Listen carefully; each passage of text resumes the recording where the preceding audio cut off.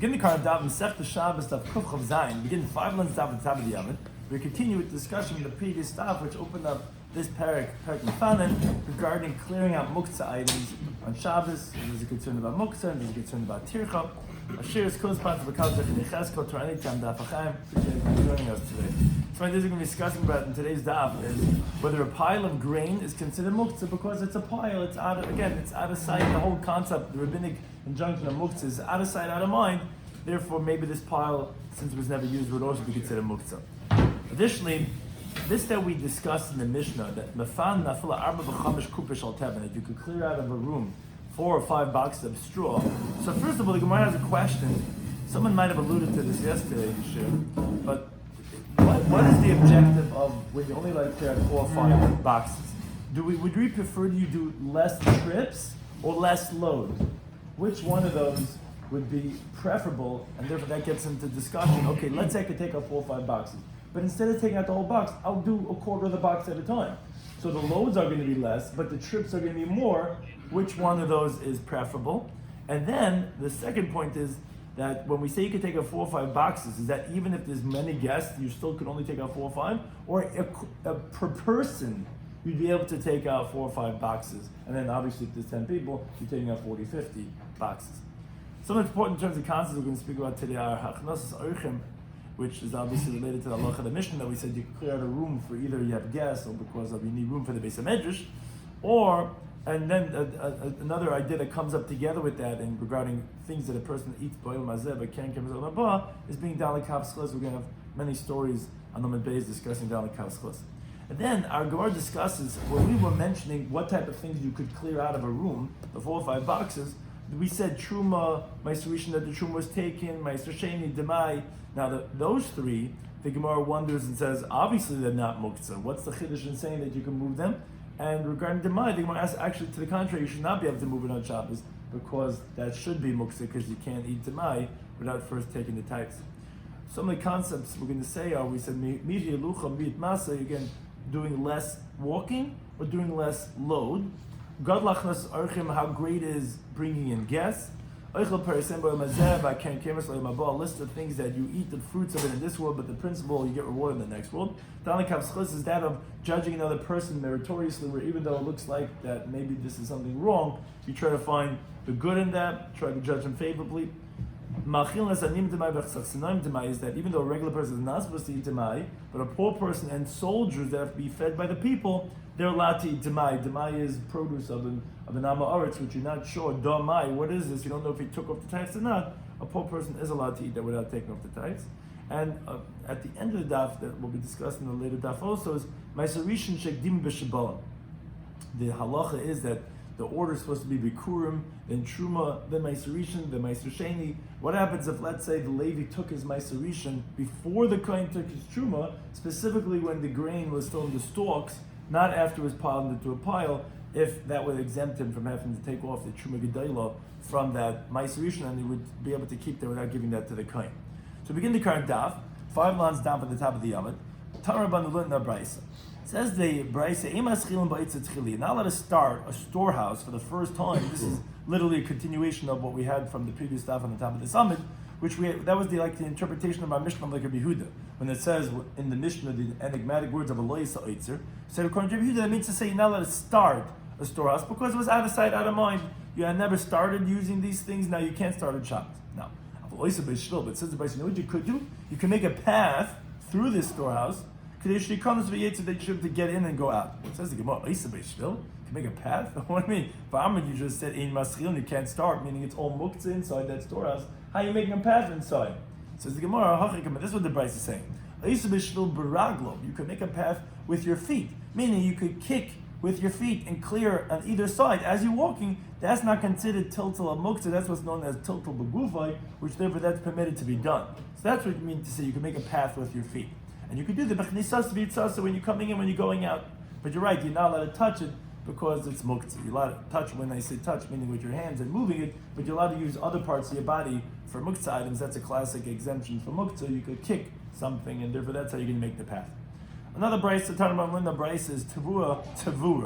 Piled grain, which is obviously that it was set aside for a storehouse. So says the Brisa here also, if you started using it from before Shabbos, then mutar l'stapik mimenu b'Shabbos. Then you're permitted to use it on Shabbos, let's say to feed your animals. But if not, so also l'stapik mimenu b'Shabbos, then you're not allowed to use it on Shabbos. That's the Rabbi Shimon.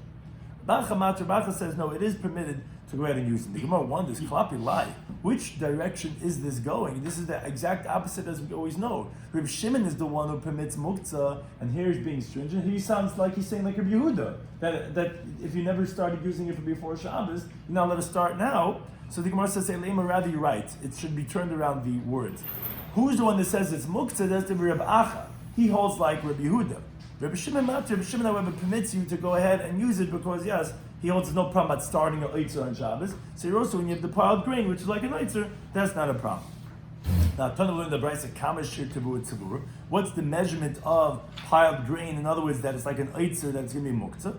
So if it's an amount of a lesach, which lesach is a half of a kor, which is 15 sa. If it's less than that, it's not quote unquote an oitzer. It's not like you stored it away. You should have to leave some fruit there on the side. It's not going to make it into oitzer. Yeah, but that amount, the significant amount, so that's like put away. That's like being stored away, and therefore, according to the opinions of like Rabbi Yehuda and Rabbi Acha, you wouldn't be able to start using it on Shabbos. Now, he asked him the same question. He says, "Shir tavur tzavur b'kama." What's the measurement of piled grain that's going to be muktzah like an oitzer? Now, Malay says to Raya Amru, they already said, as we just quoted before, shir tavur tzavur, the measurement of piled grain is a lesser.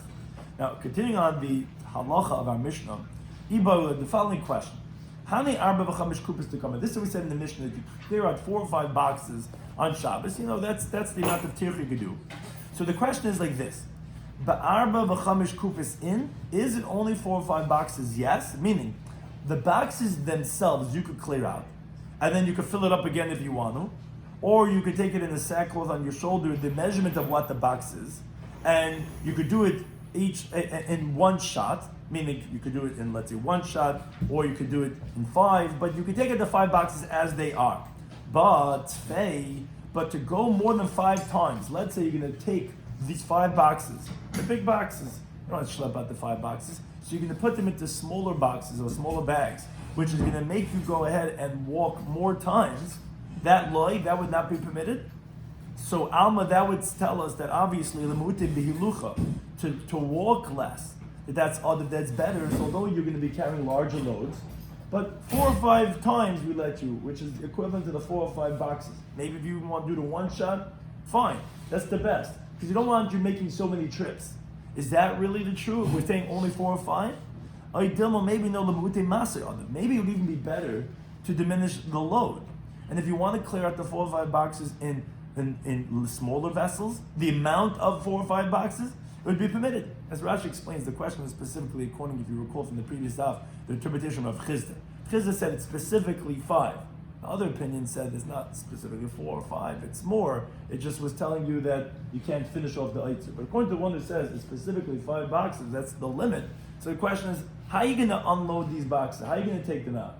Is it only 4 or 5 times? But you can't do 7, 8 times, 9, 10, 11 times, meaning by even just you taking out the same amount? Or no, that you could do, it's even better. Because take that amount and do it in more trips, because you're not carrying such heavy loads. It's not such a tir. So the Gemara says, Tashma, let's make a raya from the following contradiction. The Tanakh we learn one brayso, nafan nafila arba v'chamish kupas, like the way we said in our Mishnah, you could clear out even 4 or 5 boxes, shakadishem v'kadayayin, from jugs of oil and jugs of wine. Fatani that we learn another brayso that says, ba'aser u'v'chamesh asar, you could clear out 10 or 15. Now the Gemara at this point assumes that the 10 or 15 is going on boxes. What does that mean, boxes? It means that you could clear out this amount in 10 and 15 boxes, which are obviously smaller boxes, and you'd be making more trips. Says the Gemara, my love, isn't the resolution of these 2 brises, the Bahagim, this is exactly what they're disagreeing about. The Mar Savar, the first brise says 4 or 5 boxes, is miyut to be halucha adav. We'd rather do less trips, even though it's going to be larger boxes. Umar Sava, the second brise says 10 or 15, miyut to be masi adav. It's better to go ahead and do less load, and therefore you could do it in 10 and 15 boxes. So our question seems to be a machlekes and brises. Mr. Gemara says, no, it's not true. The Kuli Amma, and this is the halacha, everyone agrees, miyut to be halucha adav. It's better to do less trips, even though it's going to be larger loads. And therefore it's like we said in our Mishnah, it's specifically 4 or 5 boxes, You can't subdivide them into 10, 15 boxes. And as the Gemara explains, so Misaber, do you think be'eser b'chamesh asor, when it says in the second brayse, 10 or 15, akupas koi, it meant boxes? No, akadin koi is going on the jugs. And actually, as Rashi explains, the two brayses are not disagreeing. The second brayse says 10 or 15 was going on jugs, which you clear out in the 4 or 5 boxes. As the Gemara explains, likash, not difficult. The first brayse says 4 or 5 boxes, and it wasn't talking about the amount of jugs, it's talking about large jugs. So we're not going to tell you how many jugs per box, because the mishtokli chad b'kupa, you're taking 1 jug per box. There's no point in mentioning the amount of jugs. You're anyways doing 1 jug per box. But the second brayse that says 10 or 15 is talking about medium-sized jugs and small jugs. So you're going to have 10 jugs, the mishtokli tray, when you're carrying 2 jugs per box. So since you're taking out 5 boxes, and there's 2 jugs in each one, you're going to be taking out 10 jugs. This then it says you're going to take out 15, it's 15 jugs. The mishtokli klasa, where you're taking 3 jugs per box, because they're very small jugs, we're talking about like the jugs of Arpani, which were very small jugs. That's what I mean by 10 or 15, but it's the amount of jugs, and therefore it's not a machlekes. They're both saying the same amount of boxes, just the second brayse, since it's talking about smaller jugs, is going to tell you the amount of how many jugs you can take out. Another question we have on this halacha of the Mishnah. According to Rav Chizda again, that he says it's specifically 4 when you have a smaller storehouse, 5 when it's even a larger one, you're limited, you can't take more than 5. So Hani Arba v'chamish tekama. This 4 or 5 boxes that we said you could clear out of the room, is that apagav the islay archim tuve? Is that even if you have many guests? It doesn't make a difference how many guests. You can't take out more than 4 or 5 boxes. Like dima hakol fi archim, maybe no, it goes according to the guests. Every single guest you could take out 4 or 5 boxes for. That's question number 1. If you're going to say yes, it goes according to the amount of occupants, how many guests there are. Could one person go ahead and clear out all the boxes? Maybe no, every single person. He's allowed to do that amount of effort. Every person will have to bring your own, box, so to speak, BYOB. You've got to carry out your own 4 or 5 boxes. You can't have one person clearing them all out for everyone else. Those are the 2 questions. The Gemara says, Tashma, let's bring a raya from the following story. He says, one time Rebbe went to a certain place. He saw that the space was very tight for the students. There wasn't enough room to contain the people, like we're having over here today. There's not enough room, so you had to, he goes out to the fields. So he's expanding over here, he's going to another property. He sees it's filled with bundles. And what Rebbe did was he cleared out all the bundles. Now, as Rashi explains, there's a Carmelist, so you're not allowed to really carry in the Carmelist more than Daled Amas. He cleared out 4 Amas at a time. And it's because of this dispensation for the Talmidim to have room to be in the Beis HaMedrash, he cleared out the whole field. Now, some have this next year, so some don't. And the Prince Ishmael, no, but one thing we hear from this story, Hakol Fi Archim. He cleared out the whole field. Obviously, it wasn't just 4 or 5. It was obviously much more than that.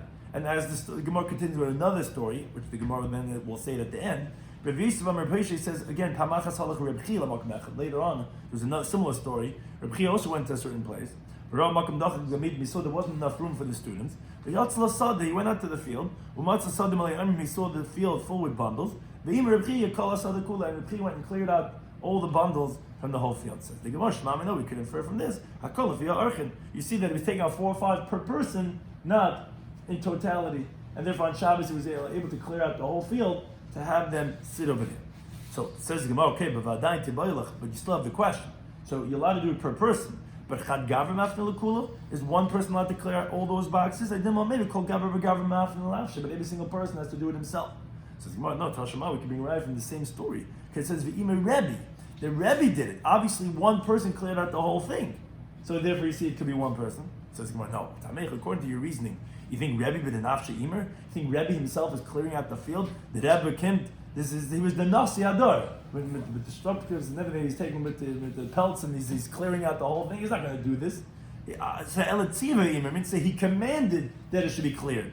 We could say that every single person went there and did it himself. When it says imer Rebbe, it doesn't mean Rebbe himself did it. It means he said that it should be cleared, and therefore it could be that it wasn't one person. It could be every single person went and took his own bench with himself, and therefore we didn't resolve the second question. So yes, we did verify that it is Hakula Fi Archim, as these two stories clearly illustrate. But we have not yet resolved, and we didn't resolve that if one person may move everything, or each guest must move it for himself. Don't we have a problem with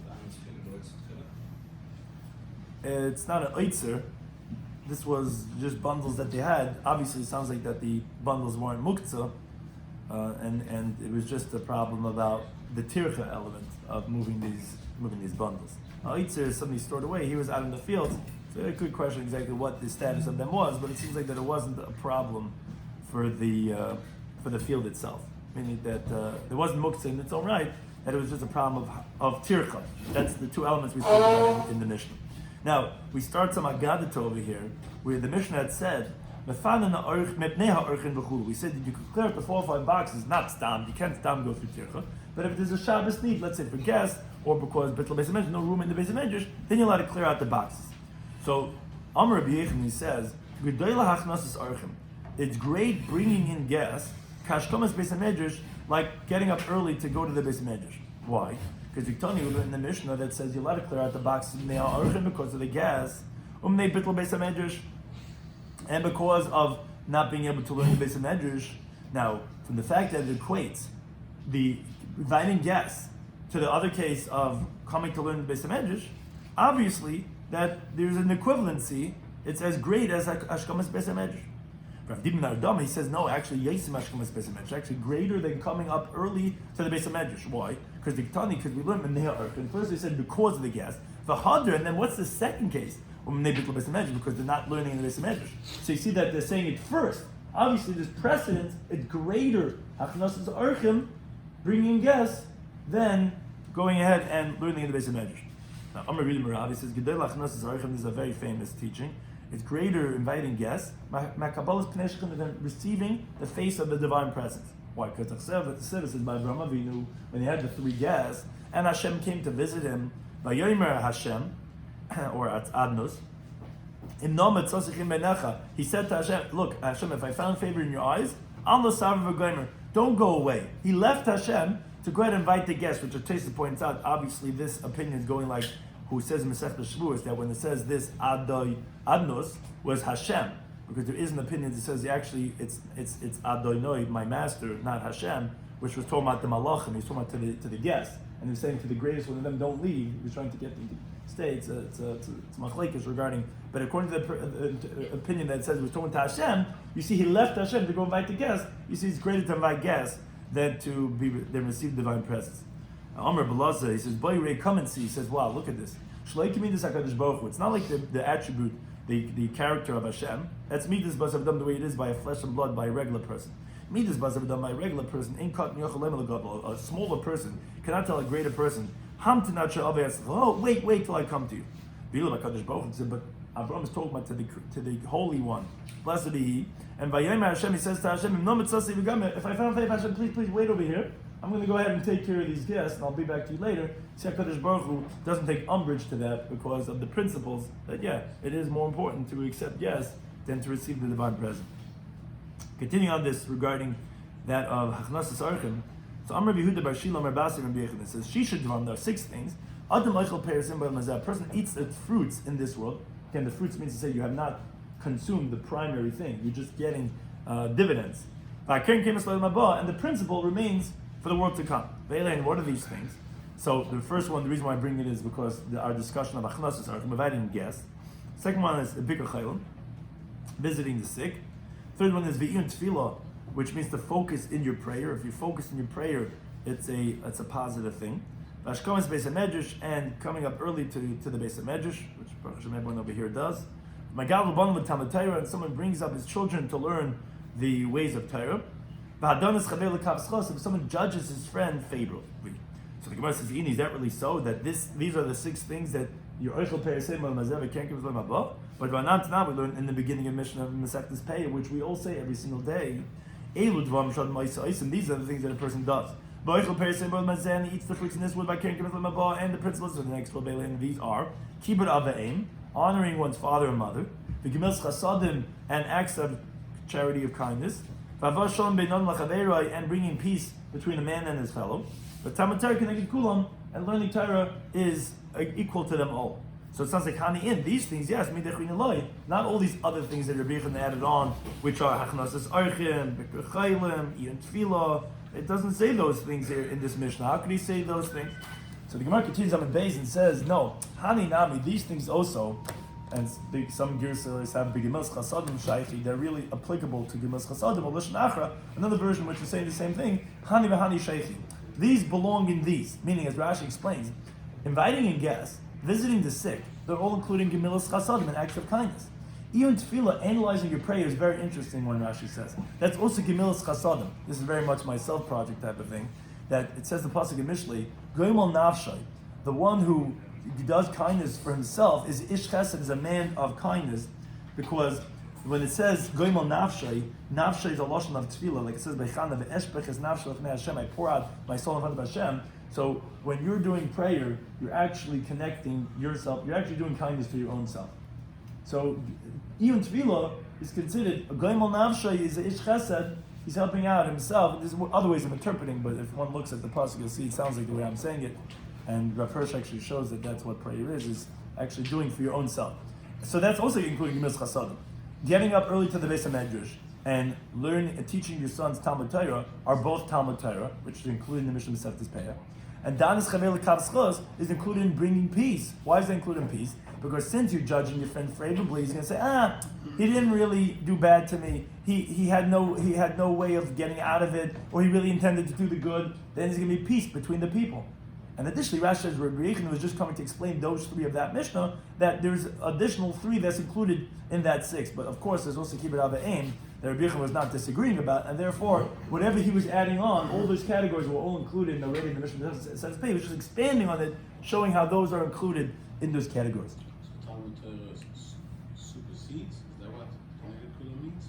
So there's many different interpretations in that. The Pashup shot is that Talmud Torah supersedes all those things. If you cannot, no one else could do it, then you have an obligation to do it.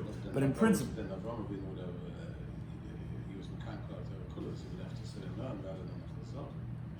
Yeah, but if no one else could do it, that's the way the works by mitzvah. If no one else could do it, he was the only one that was hosting people in those days. So then it's an obligation upon you to to do that. But if there's nothing else, then Talmud Torah. That's why some say Talmud Torah to say it's the equivalent of the moment. Say everything you do should have Talmud Torah inside of it. Meaning there's different interpretations. But simple in translation is the greatest of them all. Now, once we introduced in one of the things that Rabbi Yochanan had said was Peiris Boil Mazer Keren Ba was down the Kapschos, which included the Mishnah Masechtas Peah of Hava Shalom Beidon Lachaneiron. So the Gemara brings a few different stories regarding being down the Kapschos. Three stories. Turn about Linda Bryson. If someone judges his friend favorably, so dan oisluschus, which is a beautiful principle that generally the way you act with the world acts back to you. So if you judge others favorably, they will judge you favorably. It doesn't say who, Hashem or people, whatever, but that's the principle in this world, the energy, the way it works, is how you are to people, that's how people are going to be to you. So there's three stories like this. There was a story with one person, he came down from the upper Galilee, and he hired himself out to one homeowner, B'darim in the south, for Shalosh for 3 years. Now, interestingly, this is a very famous story. Our Gemara actually doesn't identify the characters over here, but as the guys with Tziyunim, some Gemaras have it on the side, that who this was, it's written in the Shiltas, it was Rabbi Kiva, Ben Yosef, the famous Rabbi Kiva, who he was hired out as like a Malamed by Rabbi Lezer ben Hurkanis, who he worked for him for 3 years, and the Ramam Apam explains that this was at a time when Rabbi Kiva was quote-unquote still La'ama Aretz. He wasn't yet the great Rabbi Kiva. He was still a Klein Malamed. But he still had refined character, and therefore he was still going to judge the homeowner favorably. So what happened was, after working for him 3 years, every Yom Kippur Mamalei, so it's either every Rosh Hashanah or our Gemara brings it every Yom Kippur, he tells the homeowner, tell me schari, give me my pay. I'm going to go and feed my wife and my kids. I've been here 3 years. I haven't been home in 3 years. Please give me my pay. Somebody said to him, I don't have any money. Oh, he's shine. He's serious? 3 years I have no money? Amalei says, okay, tell me Paris. Give me produce. Amalei, I don't have. He says, he says, Shrouds about the Eigen. Tell me Karg, he says, give me land. He says, I don't have land. He says, tell me Behema, give me livestock. He says, I don't have. And obviously the way he's asking the question, obviously this guy's got a lot of money. He said, Chodnish, right? Yeah, do something to me, right? Like that type. He says, tell me Karmik says, give me pillows, give me blankets. He says, I don't have. So Hifshel Caleb Lachar, so this worker, he put his bags behind his back, He goes home after 3 years of working, depressed, loss of his own self. Like this is what he's getting. After the Yom Tov, not till Baal Bayis Schar B'yadi. So the homeowner, the guy, the employer, takes the wages in his hands. He takes along with him a load of 3 donkeys worth. One donkey has food. One has drink. The 3rd donkey has different types of delicacies. And he goes to the house of the employee. After they ate and they drank, he gives him his wages. So the employer says to him, when you told me, tell me, give me my wages. And I said, I don't have any money. But what did you suspect me? So I said, maybe you got a good offer. This happens very often. You got a really low price that you got an opportunity of business. You used all your liquid to get in on that deal. So yeah, this guy is well known to have a lot of money, but I have no liquid cash. He used it all up at that time. Okay, he says, but then you said, okay, give me animals. So Marti I says, I don't have any animals. But what did you suspect me then? Says Marti says, I said, maybe they're rented out by other people. So I know you've got tons of animals, but maybe you rented it out now. So when you said, give me land, and I said, I don't have land. But what did you suspect? You know, I have all this land under my name. I got tons of property. Just go on and you'll see. Amarti, I said, maybe that leased out that you gave to your friend that a certain amount of, he gets a certain amount of profits per year for your land. So I thought maybe it was leased out and you couldn't just give me the land. When I said, I don't have produce. But what did you suspect me? He says, I said, maybe they're not tight. It's not something you can give out yet. When I said, I don't have pillows or blankets. But what did you suspect me? I said, maybe he went and he sanctified all these properties to heaven, and although he's got tons and tons of properties full with pillows and blankets, you don't have anything anymore. Could you makdish l'shamayim? So Malay said to him, he says, I swear by the service of the temple, this is exactly what it was. I made a vow on all my properties, because my son Hurkanus, he wasn't learning Torah. But when I subsequently came to my colleagues in the south, they went and they permitted all my vows, and therefore I got my property back. And you, just like you judged me favorably, God should go ahead and judge you favorably. That's story number 1. Turn on story number 2. There's a story with one pious person, which as Rashi says, whenever it says Chassid Echad, it's either Rabbi Yehuda ben Bava or it's Rabbi Yehuda ben Beloy.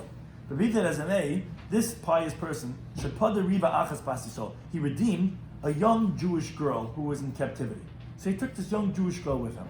Now he went ulam alone, he went to the hotel, and he had the young girl sleep underneath his bed.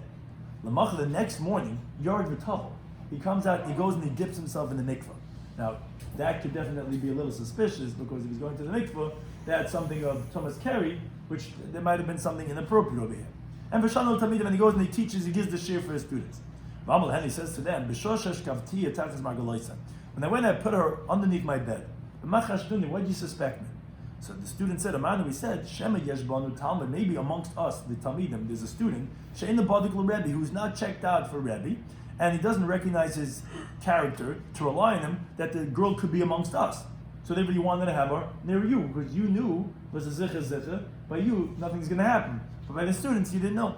Okay, he says, when I went down, and I dipped in the mikveh. But what did you suspect me?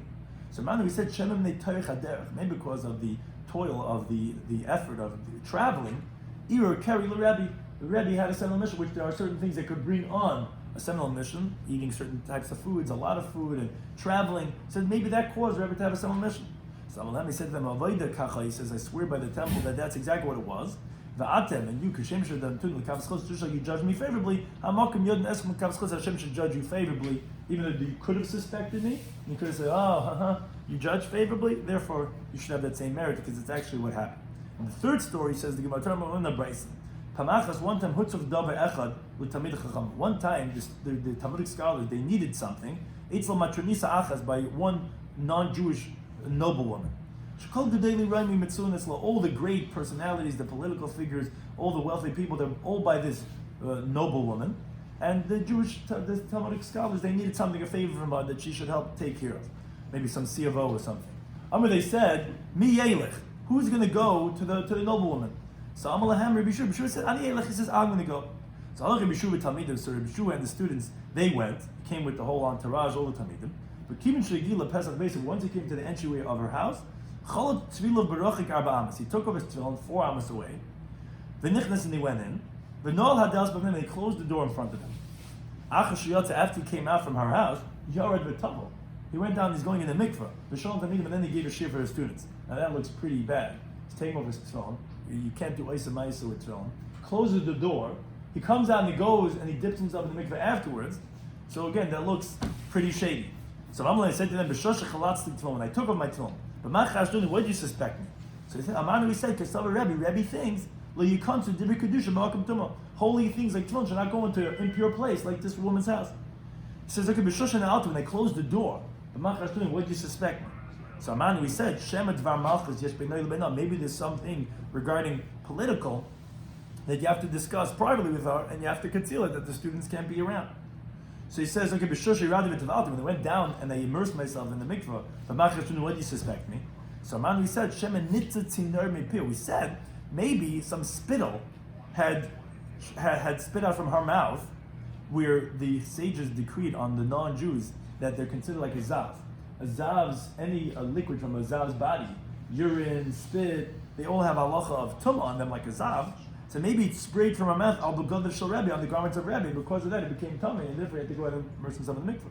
So Malami said to them, "Havoide kacha." He says, "I swear by the service of Beis Hamikdash, this is exactly what happened. Just like you judged me favorably, Hashem should judge you favorably." Again, you see the great merit of being down the kaf. We said it's one of the things that maybe shalom edom lachaveri. It's something that people are eichel perisem al nazeh. I can't kiyemes lo'ilam hapa. Right, so if that's considered yichud, right, it's a good question if that was exactly yichud. Yeah. So we continue to look at the Mishnah. The Mishnah said that you could mefanim, you could clear out. We said that you clear 4 or 5 boxes, but we said not everything that you clear out has to be something that's not muktzah, that you're allowed to move. So we said mefanim truma tahayra v'chulu, which all these v'chulus they say you should take out, but you're allowed to clear out truma that's tar, because of course it could be eaten on Shabbos, so you're allowed to clear it out. It's not muktzah. So says the Gemara is going to ask in all these cases of the Mishnah either that it's obvious or to the contrary, it shouldn't be like that. But on this case, it's pshita. Obviously, you're allowed to move them out. Says the Gemara, "Lo tzricha, no, it's necessary." We're talking about the mancha b'yad Yisrael. This truma is by a non-kohen. So nowadays, what would you say? For him, it's not fit because he can't. It's truma. A non-kohen can't need truma. So asa for him would be forbidden to move the boxes because for him he has no utility. Mashma, that's what we're coming to tell you. Keeping the chazal kohen, since it's fit for kohen, Shabbat Daf is not considered a muktzah item, and therefore he's allowed to go ahead and clear the boxes. Additionally, with demai, we said demai, you're allowed to go ahead and clear it out. So actually, on this case, the Gemara says demai haloi chazal. It's not fit for him. In other words, it shouldn't be something that you should be allowed to clear because it has no function of utility. You can't eat demai without to separate trumas and maises. You're not allowed to separate trumas and maises on Shabbos. Says the Gemara, since if he wants to, he could technically take all his assets, all his properties, and declare it ownerless. And then he's going to be a poor person. And then the chazilay, actually in halacha, he's allowed to go ahead and consume demai. So here also chazilay, even now that he didn't declare it ownerless, it's still considered on some level fit for him, and therefore he's allowed to clear it out. Because not like the Mishnah says there's demai that says machilan esanim demai. You're allowed to, although regular people are not allowed to eat it, but you're allowed to feed paupers demai. The sages did not make it forbidden. The reason for that is because poor people need to go around knocking on doors for food. They're going to come to Amaretz and they're going to have to eat. So we rely on the principle that really the majority of Amaretz actually do take mices. It's just some don't, so we do, but the poor people we didn't put that stringency on. And so the soldiers of the Jewish king, which it's incumbent upon the inhabitants of the city that the soldiers aren't to provide for them. So there also we gave that dispensation. They're also considered like paupers because they don't have anything of their own when they're traveling. They're also allowed to eat from the Mai. And so to Vamrafun, he says, Tanu in the Braisa, Beishamir, if you ever find a stringent opinions, Beishamir, he says, Ein machilas anim demai. You don't feed the paupers demai, that's another demai. But with Isilanim, which is like we're saying, machilas anim demai, you could feed the paupers demai, that's another demai, and the soldiers demai. So again, that's why demai is not considered as moktzah. Going again back to the cases of the Mishnah, we said a Maisa Rishon, the first type that the Levi gets, Shanut L'Trumasai, that the Truma was taken from it. So as Rashi explains, the Gemara assumes right now that what does it mean Truma was taken from that Meiser? It means Trumas Meiser. which the Levi gives to the Kohen, and for sure the Truma Gedolah, which is let's say 1/50th, that's coming upon the Yisrael to separate before he even gives the Meiser to the Levi. So that he separated before he gave the Meiser to the Levi. And then we're saying that this Meiser had its Trumas Meiser taken from it already.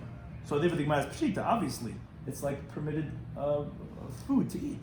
So it's more like Tzricha that we're talking about where the Sheikh Dimui, you took the Meiser and you gave it to the Levi before the Truma was ever taken off. And that was B'Shibailim when there was in stalks. But not lemon the Trumas Meiser. Yeah, the Levi took off from his taif, another taif, which is given to the Kohen, which is called Trumas Meiser. But v'loy not lahaymen the Truma Gedolah. The primary Truma was never taken off of it. Meaning the Yisrael was supposed to separate Truma Gedolah first. Like the pasuk says in Shmais Chabed, is in order. It says Malayascha b'demacha loisach. Now delay one that's supposed to be before the other one. Malayascha is bikurim. So if someone takes off Truma before bikurim, he gets malchus. Demacha is Truma, which if someone takes off Maisa before Truma, he also gets lashes. But as Rashi explains, as we'll see on the next daf and on this daf, that if it was already smoothed out in the pile, then you get lashes if you take Maisa before Truma. Meaning, when you take the grain, the stalks, and you thresh them, then you have the grain and you smooth it into a pile. That's when you're going to get lashes if you take Maisa before Truma. But if you go ahead and take the Maisa before the Truma in the stalks, before you ever take and you put the thresh it and you put it into a pile, then you don't get lashes. And that's what we're talking about in this case, that although Truma was taken off from the Meiser, only Trumas Meiser, but not Truma Gedolah. As the Gemara brings, it says, Meiser Rishon Shekdime B'Shabaylim, if you went and took off the first type for the Levi, when it was still in the stalk, Pachim Truma Gedolah, the Levi does not have to go out and take off from that Meiser, Truma Gedolah. Like it says in the pasuk of Hashem, you should separate from it, which that pasuk is talking about the Levium by Trumas Maisa. You should separate from it Trumas Hashem, Maisa min Maisa, a type from the type. So says the Gemara, what that means to say is Maisa min Maisa mantilach. I said you have to take off a type from the type, but v'loy Truma Gedolah Trumas Maisa min Maisa. But from that type you don't have to take off a type and also Truma Gedolah, which we see that no, from that Maisa you only have to take off Trumas Meiser, not Truma Gedolah. To which Amalei Pablo Abai says, yeah, if that's the case, and you have this from the pasuk, I feel like Dima Bekri Nami lifted, and even if it was there before in the pile, should also be exempted. Meaning, why is it only by stalks? Let's say you didn't, it was already threshed and it's in the pile. Still, if you gave it to the Levi, you only have to take up Trumas Meiser, not Trumas Meiser and Truma Gedolah. And that Amalei says, no, Allah Makra, regarding you, there's a different pasuk. The pasuk says, from all your gifts, you should take off a Truma, which that's also by the Levium. And it's also by Trumas Meiser. And it's saying, Kol Trumas Hashem you have to take off from your Meiser. Kol sounds like any type of Truma that there is, which tells us not only Trumas Meiser, but also Truma Gedolah. Well then the question is, wait a second, Ma'u Isa, where do you see fit to differentiate? Why by stalks do you have to take off only Trumas Meiser, not Truma Gedolah? But when it's in the pile, then you suddenly bring the other pasuk and saying, oh no, then you got to take off all of them, including Truma Gedolah. And that he says, oh, there's a difference. When it's smoothed out in the pile, Idgin, it already became Dagan, because it's already the grain itself. So then there already was an obligation of Truma, because the pasuk says in Devarim Yuchas, Reishis Degan Cha, the first of your grain you have to give in Truma. So therefore, when the Levi takes it, he has to give back to the Kohen 2 out of every 100, which is 1/50th first, and then give him a tithe, because it was already Truma obligation in that. But that's when it was Dagan, when it's in the pile. But V'hai, when it's in the stalks, Lo Yidgin, it never became Dagan, and therefore it never had the Chalois or the Chiyav yet of Truma yet. The order should be do Truma first, but it never had the Chiyav of Truma yet, and therefore since the Levi got it, he doesn't have to give back 150, they would only have to take over. So the two Psukim are talking about two different types, one's by Shibailim, and one's by Nismarach Bakri. Nismarach Bakri, you have to give Trumas Meiser and Truma Gedolah, and by Shibailim, you have to give Trumas Meiser. Now, let's just finish off. The Mishnah said, the Meiser Sheni B'chulu, regarding when you have the second type that was redeemed, or the hector that was redeemed, then you could move those boxes too. It says Pshita, obviously. Well, what's the problem? It was redeemed. It says you gave the principle, when you redeem Meiser Sheni, when you redeem hectors, if you're the owner, you have to give not only the principle, you have to add on a fifth too. So we're saying he gave the principle, he redeemed it. She didn't give the fifth yet. As we're going to tell you, the fifth does not hold back the redemption. It's redeemed, you just have an added obligation or penalty, whatever you want to call it, of a fifth, So that's what we're telling you the chiddush, even though you didn't give the fifth. In the last case we said in the Mishnah was v'hatamas hayavish. What's from the list of those that you could move up the boxes? One of them was this dried bean called the turmis bean, because since it could be food for goats, it's not considered as muktzah. Now that the Gemara qualifies as dafka yavish specifically if it's dry. Of a lach, but if this turmis bean is moist, loy, then not. My time, what's the reason? Even the mar, since when it's moist, it's bitter, loy achla, the goats are not going to eat it, and therefore again it's considered like a muktzah item. Therefore, that would be muktzah, and then you wouldn't be able to move those types of boxes. Some of these we spoke about in today's daf, in Shabbos Daf Kuf Chav Zayin. So we spoke about the halacha, continuing on the theme of the previous daf, like the opinion of Rabbi Yehuda, in his interpretation of the Mishnah, if it's like Rabbi Yehuda. He said you're not allowed to start an eitzer, but you can make a path. He must say, how can you make a path? So he said with your feet. That's actually a permitted way of moving muktzah. If you kick something, you're allowed to move it that way, so you can make a path that way. Then we had a machlekes, and we had the opinion of Reb Shimon. We said similarly that when you have a pile of grain, that's going to be like a storehouse, and that's where we say that if you started, then you're allowed to go ahead and use from that pile. Then we had a question regarding the halacha about Mishnah. We said when it talks about 4 or 5 boxes you can move in the Mishnah. Was that specifically 4 or 5 boxes because of miyuta bihilucha? We want to do less trips as possible, but to go more than 5 times that you're not allowed to?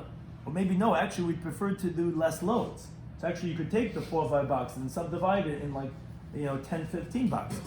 So the Gemara first thought to say that's a machlekes of the brises. One brise says 4 or 5, one says 10, 15, one says no. That's not the machlekes. Everyone agrees that we want you to do as less trips as possible. So you can't do more than 4 or 5 trips. When we're talking about 10 and 15, that was not going on the boxes, that was going on the jugs, which we said 10 is going to be by medium-sized jugs, 15 is going to be by small jugs, which you're going to be taking 3 jugs per box. So it's the same thing. There's no machlekes between these brises at all.